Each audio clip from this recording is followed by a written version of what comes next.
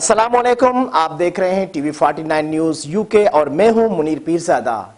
आइए आपको ले चलते हैं आज की खबर की जानिब। ईद की तातीलात ख़त्म होते ही अपने आबाई इलाकों में ईद मनाने के लिए आए परदेसियों की वापसी का अमल शुरू हो गया। नवाबशाह में पब्लिक ट्रांसपोर्ट के अड्डों समेत रेलवे स्टेशन पर मुसाफिरों का रश बढ़ गया। इसी हवाले से मज़ीद तफसीलात बता रहे हैं नवाबशाह से हमारे डिस्ट्रिक्ट ब्यूरो चीफ गुल मोहम्मद लगारी। जी गुल मोहम्मद, बताइएगा।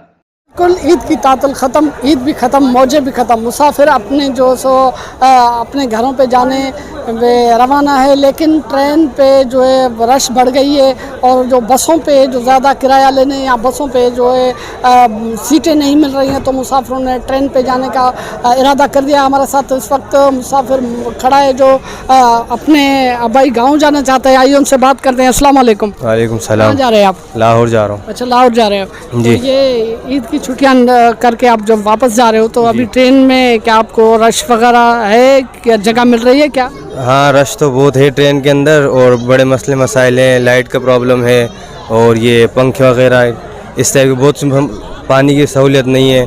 तो हमारा गवर्नमेंट से मुतालबा है कि जिस तरह किराया लिया जाता है उसी तरह उसको हमको सहूलत भी दी जाए, ताकि हम ट्रेन के सफ़र को और अच्छा खुद दिल से कर सकें। या तो मजबूरी के अंदर ट्रेन का सफ़र करना हमारी मजबूरी है। जी बिल्कुल, उनका कहना है कि जो है तो लाइट का प्रॉब्लम है, ट्रेन में पानी का प्रॉब्लम है और एसी भी ख़राब है, जिसकी वजह से जो है सफ़र करने में हमें काफ़ी मुश्किलात का सामना आ रहा है। कैमरामैन टीम के साथ गुल मोहम्मद लगारी, टीवी 49 न्यूज़।